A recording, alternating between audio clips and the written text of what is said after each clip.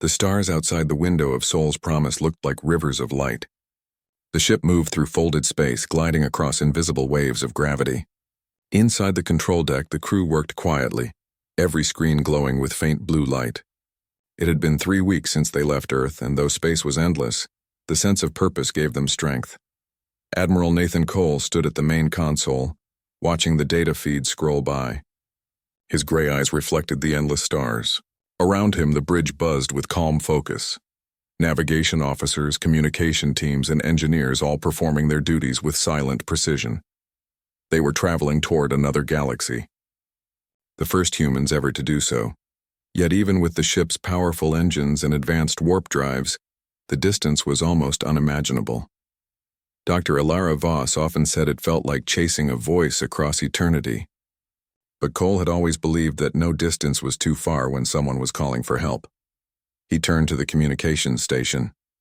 "Dr. Voss," he said, "status on the signal?" Ilara looked up from her console.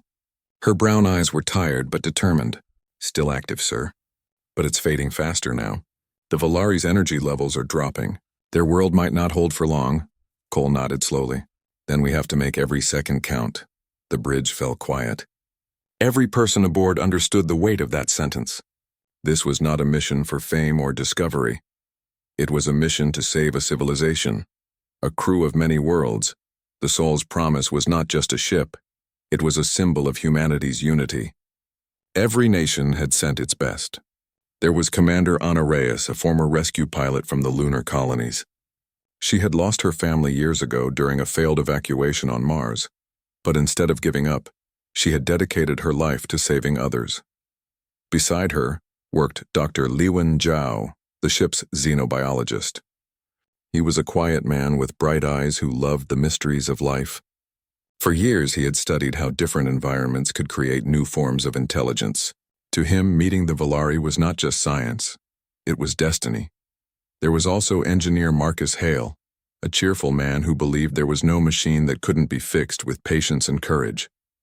And navigator Imanio Coro, who treated hyperspace like an artist treats a canvas.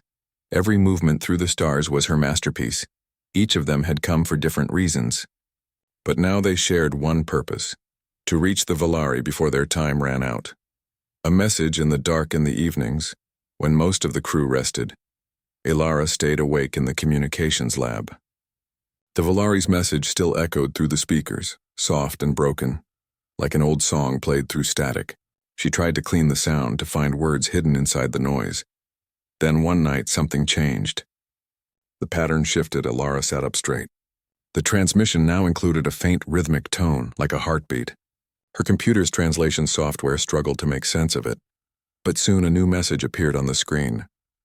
"Our sky burns. We wait for the voices of light." Ilara felt her chest tighten. She sent the report to Admiral Cole immediately. Within minutes, he arrived at the lab, still wearing his command jacket. "You're sure it's new?" he asked. "Yes," she replied. "They're alive. They know we're coming." Cole looked at the glowing waveform on the monitor. For a long time, he said nothing. Then he smiled faintly. "Then let's make sure they don't wait in vain." The storm between galaxies, the May, journey continued smoothly, until the day the universe itself seemed to turn against them. As the ship neared the edge of the Milky Way, the sensors picked up a vast gravitational storm, a field of chaotic energy stretching thousands of light years wide. The storm twisted space itself, tearing at the edges of the warp corridor. Navigation systems flickered. The lights dimmed. Commander Reyes gripped the controls. "Admiral, the storm's pulling us in." "Gravity shear levels are rising." "Stabilize the hull," Cole ordered. "All power to shields." The ship shuddered violently. Waves of invisible force struck the hull like thunder. Screens flashed red warnings. The storm was unlike anything they had ever seen. A place where time and space tangled together, where light bent and shadows seemed alive. "Warp drive integrity at 60%. Marcus shouted from engineering. "We can't hold this course much longer." Cole clenched his jaw. "We can't turn back." "Plot a course through the weakest point and hold it." Reyes nodded and tightened her grip. "Aye, sir." The ship plunged into the storm. Lightning-like bursts of pure energy flashed around them, painting the bridge in blue and white. The sound of the hull groaning filled the air like a giant whale crying in the deep. Then came silence. The storm vanished as suddenly as it had appeared. The stars returned, and strange, bright, and unfamiliar. The crew gasped. They had made it through. Reyes checked the readings, her voice trembling. "Sir, we're out. We've crossed the galactic boundary. We're in intergalactic space." A cheer rose across the bridge. For the first time in human history, a ship from Earth had left its home galaxy behind. Cole allowed himself a small smile. "Mark the coordinates," he said softly. Humanity just took its first step into the beyond. The light of hope. After the storm, the journey grew calmer, but the sense of awe never left them. Outside the window stretched the infinite dark between galaxies, a place few had imagined seeing. It was emptier than anything they had known. No stars nearby, no familiar constellations, just the deep silence of creation itself. Yet amid that silence, the faint signal of the Valari still called to them, like a candle flickering in endless night. Dr. Lewin often joined Alara in the lab now. Together, they studied the structure of the signal and began to piece together fragments of the Valari language. Each new word revealed a story. Stories of oceans that glowed with silver light, of cities suspended in the air, of songs carried through crystal towers. The Valari had once lived in peace and art, but now they were trapped under a dying sun. "They sound so much like us," Lewin said one night. "They built, they dreamed, they hoped. And now, they're afraid," Alara nodded. "Yes, and maybe that's why we were meant to find them." A captain's promise weeks passed. The crew grew closer, bonded by shared danger and shared hope. Admiral Cole spent long hours alone in the observation deck, staring at the stars. He often thought about his words back on Earth. "We go because we can't ignore a voice asking for life." He remembered the wars humanity once fought, the greed that had nearly destroyed their world centuries ago.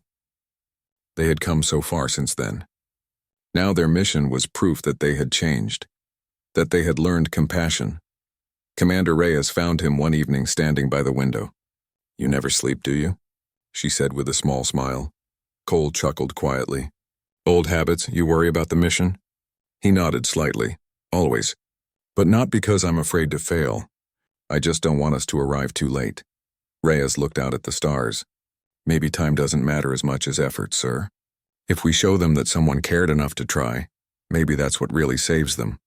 Cole smiled faintly. "You might be right, Commander." The warning just as the ship prepared for its final jump toward the Valari system, a strange signal appeared on the radar. It wasn't from the Valari. It was coming from deep within the void ahead. A pattern of repeating pulses, sharp and mechanical. "Is it another distress call?" Alara asked. Lewin frowned. "No, and it's different. It's scanning us." The air grew tense. Cole ordered all systems to alert mode. The signal grew stronger, then suddenly vanished, as if something had watched them, then slipped away. For the first time since the mission began, a shadow of unease passed over the crew. The universe was vast, and not all who listened in the dark were kind. But Cole refused to let fear take hold. "We stay on course," he said. "The Valari need us. Whatever else is out there, we'll face it together." The crew nodded. Humanity had survived storms, wars, and chaos. They would not stop now. The edge of a new world. After months of travel, the Valari star finally appeared, a small, faint point of light on the scanners. Alara felt her breath catch. "We found them," she whispered. Cole gave a quiet nod. "Prepare the crew. Set coordinates for orbital entry." As the ship adjusted its course, the signal from the Valari grew stronger. It was no longer just sound. It carried emotion, music, and words filled with hope. Voices of light. "You came." The bridge fell silent. Everyone felt it. A deep, almost sacred sense of connection. Humanity had crossed galaxies, faced storms, and survived the unknown. And now, at the edge of another dying world, they were about to prove what made them truly special.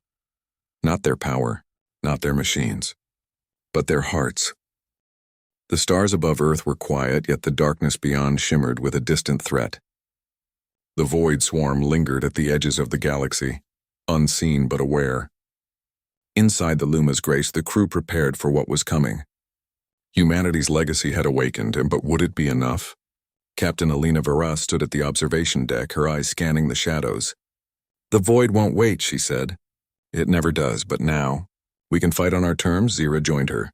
How many are still preserved? How many humans can we awaken? Alina gestured toward the preservation vault. Hundreds. Not enough to build a fleet again, but enough to carry forward humanity's will. That's what makes us dangerous, our determination, not our numbers. Raylan frowned. Then we have to act wisely. One wrong step and the void could breach the shield. Alina nodded. Then we'll be careful.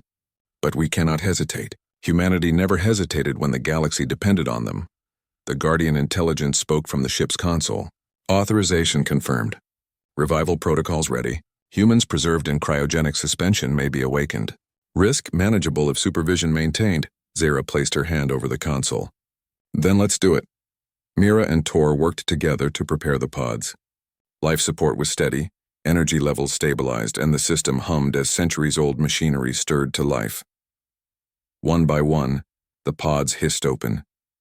Humans emerged slowly, blinking at the lights, confused but alert. They were soldiers, engineers, scientists, humanity's last protectors. Alina led them. Welcome back, she said, her voice firm but kind.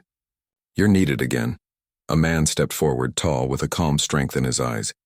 How long? He asked. Centuries, Alina replied. But the galaxy still needs us. And we are ready. The humans nodded. There was no hesitation, only focus. They understood the stakes immediately. It was in their nature. Outside, the Luma's grace rose above the planet's atmosphere. The Aegis shield pulsed, protecting Earth, but the void swarm's energy rippled against it like black waves. Alina turned to Zira. We'll need strategy. Humanity never relied solely on strength. We relied on unity and intelligence, Zira nodded. Then we'll fight as they fought, together with purpose. Raylan adjusted his console. Sensors are picking up movement. The swarm is approaching faster than anticipated.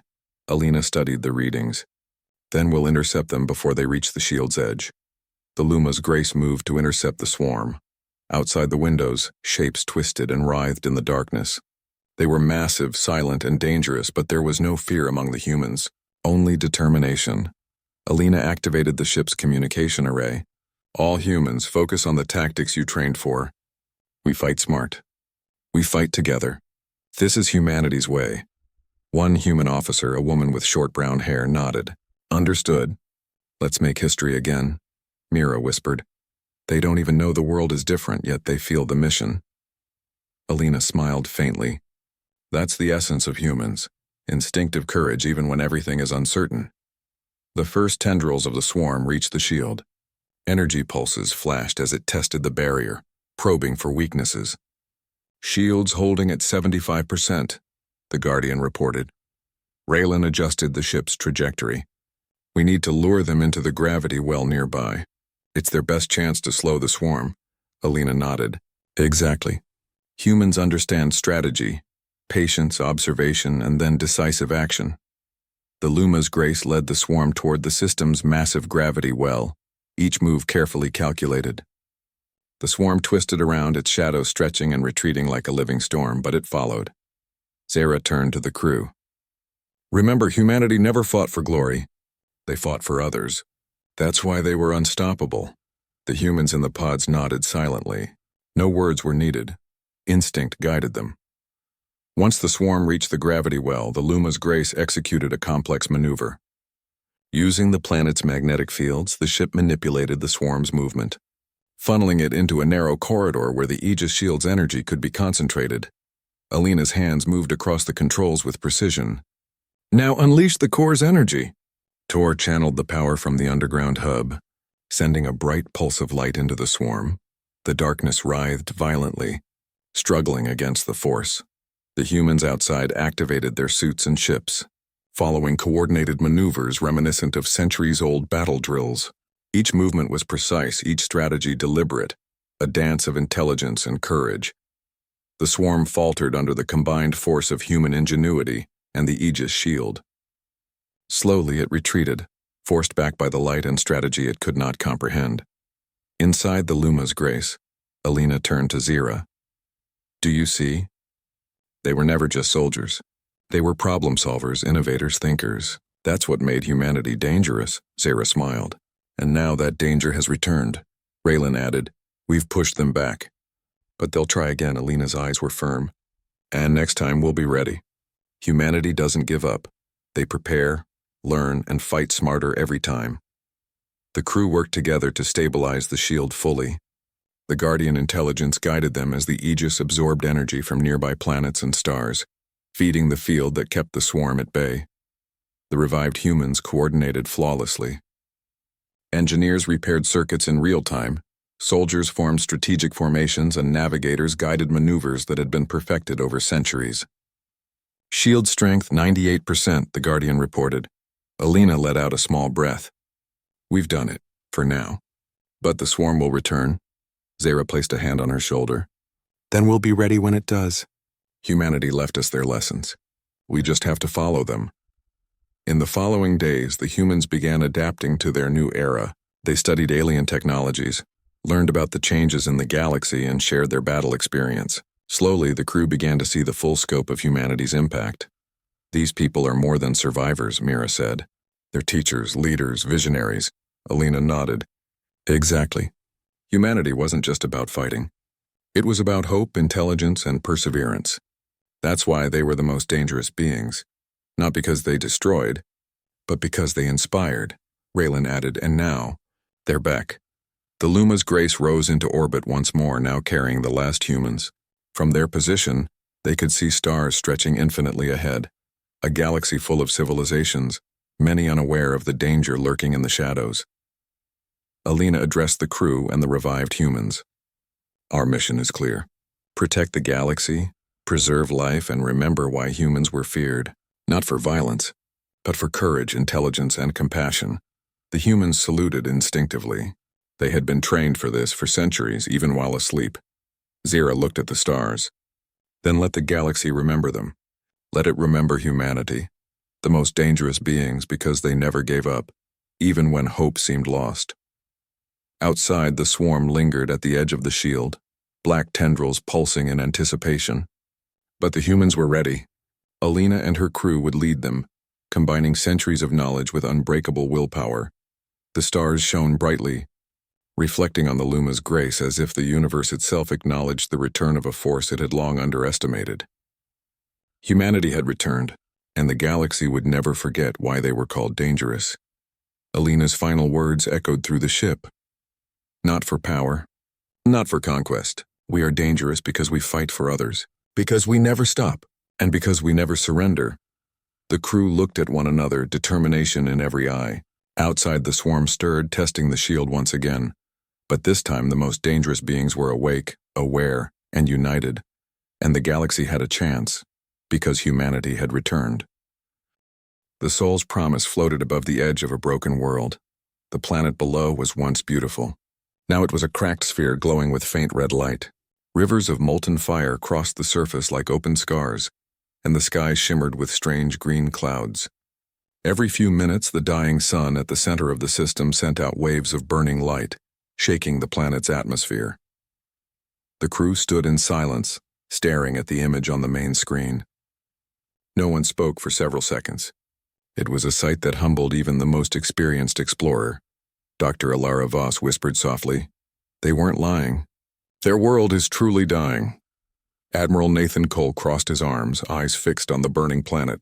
"Helm, bring us into high orbit," he ordered. "I want full scans of the surface. Find out where that signal is coming from." The ship moved slowly through the dark, its hull reflecting the red glow of the star below. Sensors swept across the planet, revealing shattered cities half buried in ash. What had once been oceans were now dry basins of cracked glass. Huge towers leaned at impossible angles, silent and empty. "Reading massive tectonic instability," reported Commander Ana Reyes. "The planet's core is breaking apart. I don't know how anything could still survive down there, but something was alive." Ilara's console lit up with faint energy readings. "I've found them," she said quickly. "There's a surviving city, floating in the upper atmosphere. It's shielded by a powerful energy dome." Cole leaned closer. "A floating city?" "Yes. It's keeping itself just above the toxic clouds. The energy readings match the source of the SOS. Cole's voice grew firm. "Prepare a landing team. We're going down." The city above the clouds, the shuttle Artemis descended through the planet's upper layers. The view outside was breathtaking. Thick golden clouds glowed like fire, while lightning danced in slow, beautiful patterns. The atmosphere shimmered with radiation, but the shuttle's shields held strong. As they broke through the last cloud layer, the floating city appeared. It was magnificent, a massive structure of silver and crystal, suspended in the air by glowing energy rings. Bridges connected tall towers that reached toward the fading sun. Some parts were damaged, darkened by time, but the city still pulsed with a faint, stubborn light. Alara's voice trembled. "It's beautiful," Cole nodded quietly. "Let's hope we're not too late." The shuttle touched down on a wide landing platform. A few moments later, the crew stepped out into the thin, hazy air. The light was dim, tinted orange from the dying sun. The ground beneath their boots was smooth metal that hummed faintly. Suddenly, a group of tall, slender figures appeared from the shadows. Their skin was pale silver, their eyes glowing faint blue. They wore robes that seemed to move like water. The humans froze. It was the first time they had ever stood face to face with another intelligent species. The tallest of the aliens stepped forward and spoke in a gentle, melodic tone. The universal translator activated, repeating the words in English. "You came." Alara felt tears in her eyes. "Yes," she said softly. "We heard your message." The alien looked at her with visible emotion. "We are the Valari. For many generations we sent our voice into the dark. We feared no one would ever answer." Cole stepped forward respectfully. "I am Admiral Nathan Cole of Earth. We came because you asked for help, and we intend to give it." The Valari leader bowed his head. "I am Kael'thir, Speaker of the Last Citadel. We welcome you, children of the Blue World." The last of the Valari Kael'thir led them through the glowing corridors of the Citadel. The architecture was delicate yet strong, made of materials that shimmered like living glass.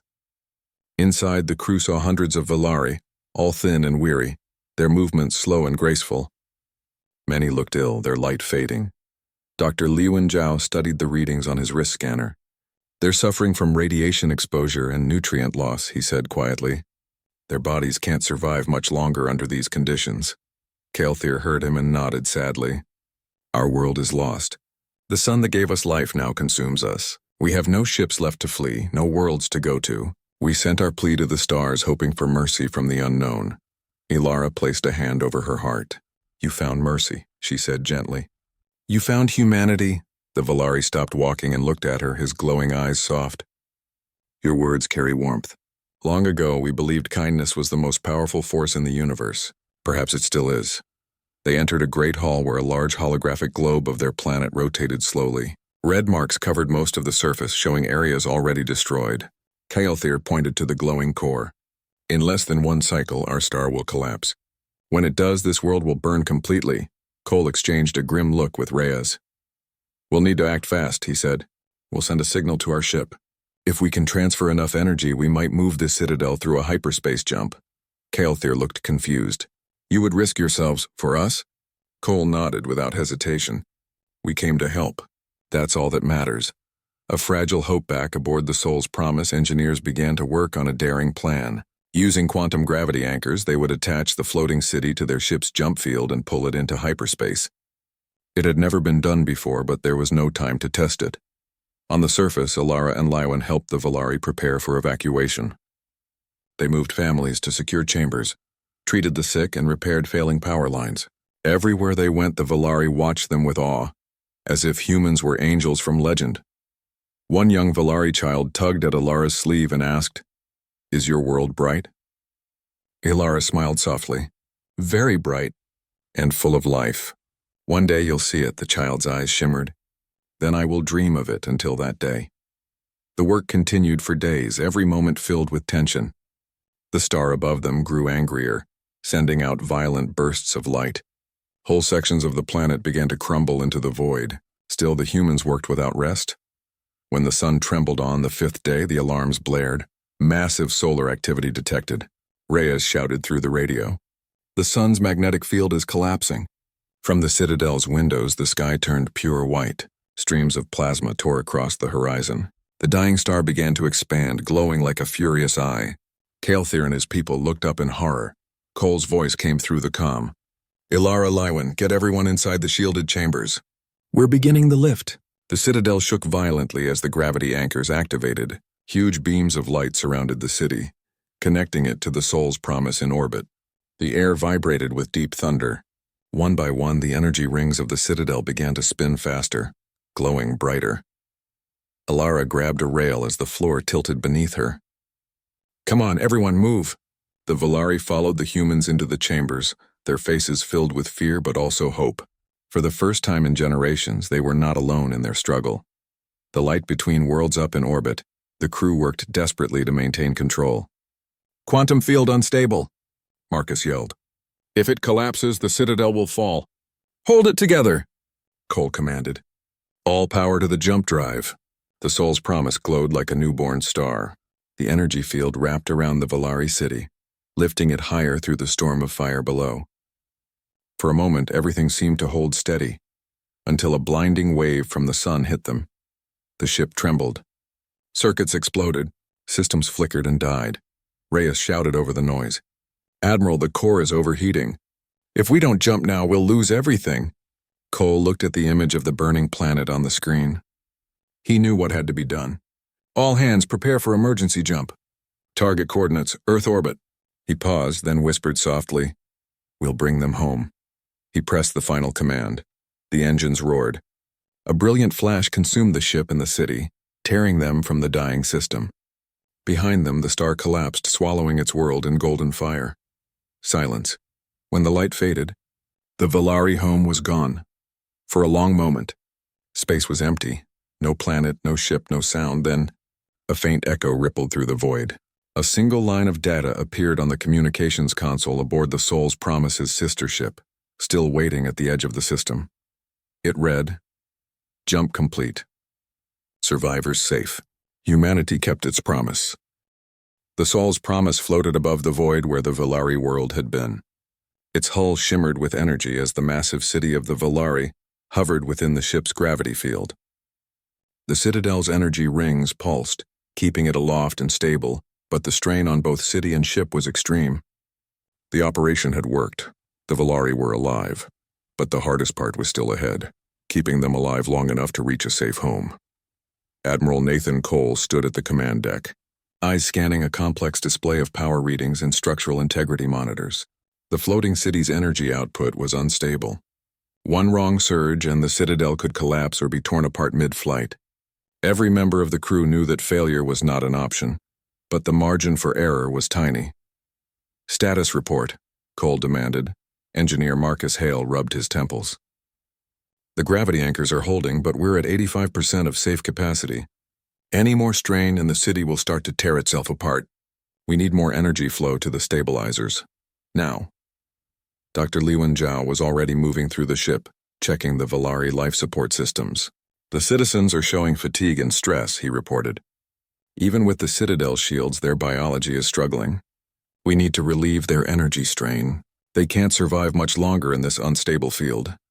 Commander Anna Reyes moved to the communication console. "Admiral, I've been running constant projections. At this pace, the jump to Earth will require another 32 hours of continuous power. I don't know if the anchors can hold that long." Cole nodded, jaw tight. "Then we make it happen. There's no other way. All available crew, maximize shield output. Divert auxiliary engines to the stabilizers." Marcus, Liwen worked together. Every second counts, working against time. The crew moved quickly. Marcus and Liwen stood together in the engineering bay, surrounded by glowing circuits and humming conduits. "This shouldn't even work," Marcus said quietly.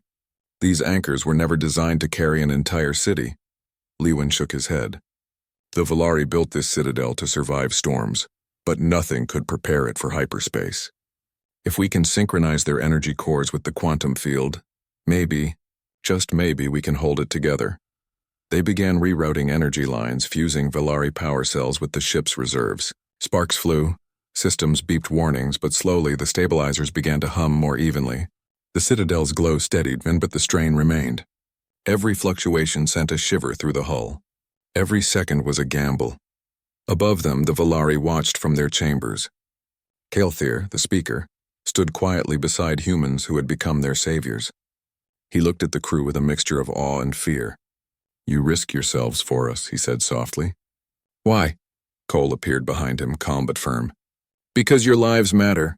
because a species that asks for help deserves it, and because humanity has learned that strength is not measured by what we can take, but by what we protect. Kael'thir's eyes glowed faintly. Then perhaps there is hope for all of us. The first failure hours passed. The crew worked in shifts, trying to maintain perfect stability. But the universe had other plans. A sudden surge from the Citadel's main energy ring threw the stabilizers into chaos. Alarms blared. Red warning lights flickered across every console. The floating city rocked violently, and some towers began to crack under the stress. "Core overload," Marcus shouted. "If we don't reduce the strain, parts of the city will collapse." Cole's hand slammed the console. "Initiate emergency energy redistribution. Take power from non-essential systems. Life support, shields, everything that isn't keeping them alive." The crew moved with precision, diverting power, rerouting circuits, and stabilizing the city. The structure groaned, and a low rumble echoed through the hull. Several windows of the Citadel shattered, sending shards of light spinning in zero gravity, but the anchors held barely. Alara pressed her hand to her chest. "We can't lose them now," she whispered. "Not after everything." Lewin looked out a viewport. The Valari citizens clung together, their glowing eyes wide, but there was no panic. Somehow, seeing the humans fight for them inspired courage. It reminded them that they were not alone. A human touch as the hours dragged on. Fatigue took its toll. Sleep was impossible. Meals were skipped. Every member of the crew moved with laser focus, sustained by the knowledge that failure meant extinction for the Valari. Commander Reyes came to the engineering bay. "Marcus, Lewin, how are we holding?" Marcus wiped sweat from his brow. "Just barely." "We need another stabilizer or the whole city could tear itself apart." Reyes nodded. "Then we'll build one. We don't have time to wait for the ship's full repair cycle. Get every tool ready. I'll help." Together, humans and Valari engineers began assembling a temporary gravity stabilizer. Kael'thir offered guidance, his knowledge of their energy systems invaluable. Slowly, carefully, they fused the device with the city's main power grid. When the stabilizer came online, the city shuddered once, then leveled. The energy rings glowed brighter, more evenly, and the floating city stopped twisting and shaking. A small cheer echoed through the corridors. One moment of relief, fleeting but precious. Cole allowed himself a small smile. Good work. That's one victory. But he knew it was only temporary.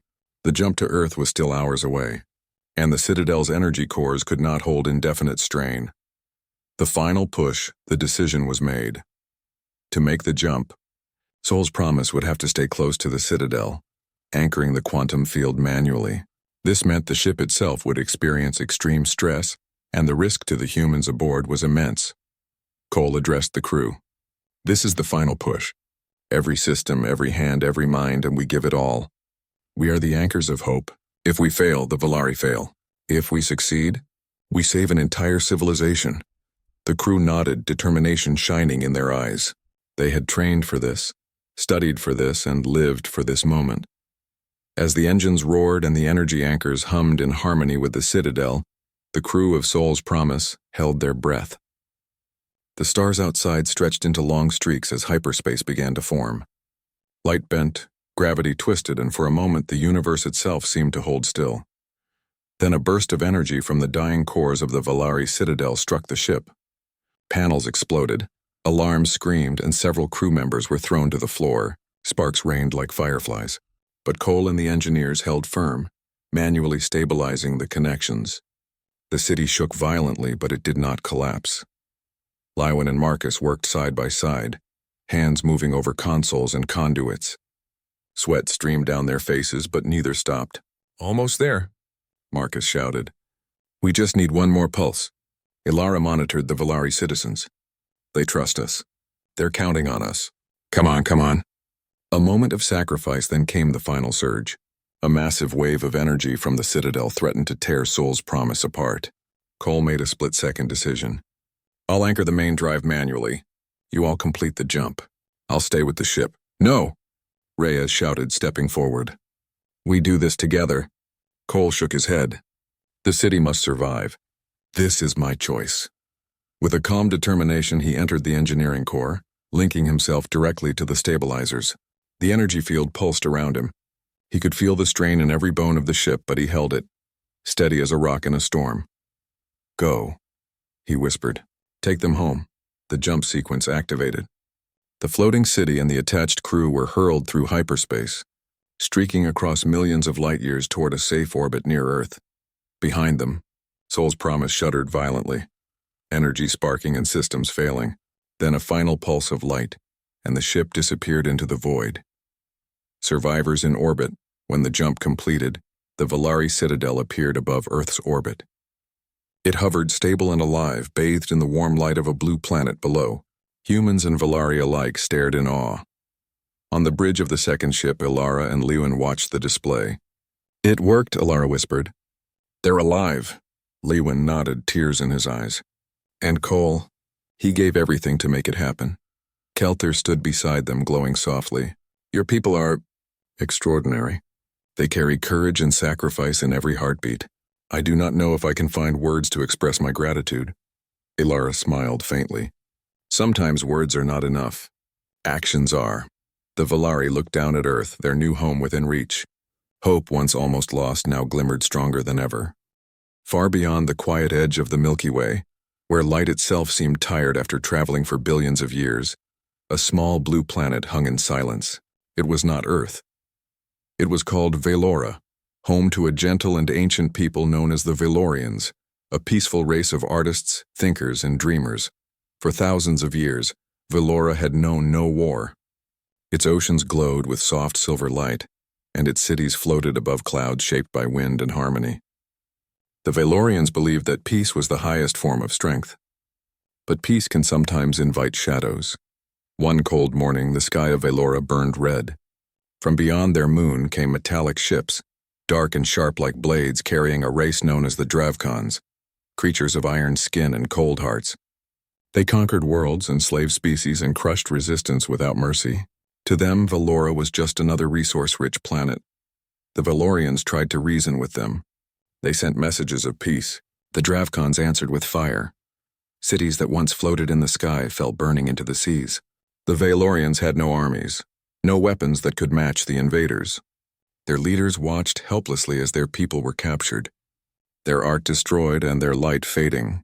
In desperation, the Velorian Council gathered in the Hall of Echoes, a massive crystal dome that hummed with energy. The eldest among them, Ilaran, stood before a console older than any living Velorian. It was a relic from a time before recorded history, a device that could send a message across the stars. "It has not been used in ages," said one of the counselors fearfully. "No one knows who will hear us." Ilaran's voice was calm but filled with sorrow. "If we do nothing, we vanish. If we call for help, perhaps someone, anyone, will come." With trembling hands, she activated the beacon. A low hum filled the chamber. Blue light spread across the floor like water, flowing into the crystal walls. Then a voice, soft but clear, rose and echoed through space.